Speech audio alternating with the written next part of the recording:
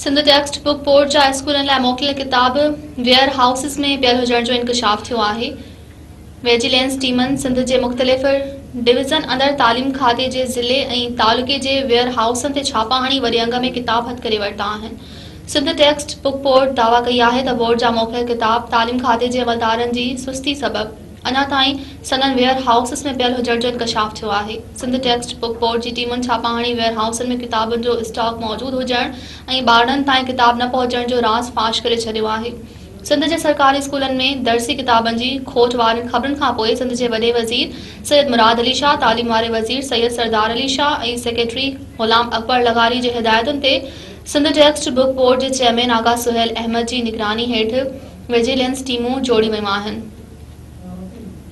Sindh text book board जे जोड़ियल vigilance टीमनि सिंध जे मुख़्तलिफ़ division अंदर तालीम खाते जे ज़िले ऐं तालुके जे वेयर हाउसनि ते छापा हणण शुरू करे छॾिया आहिनि।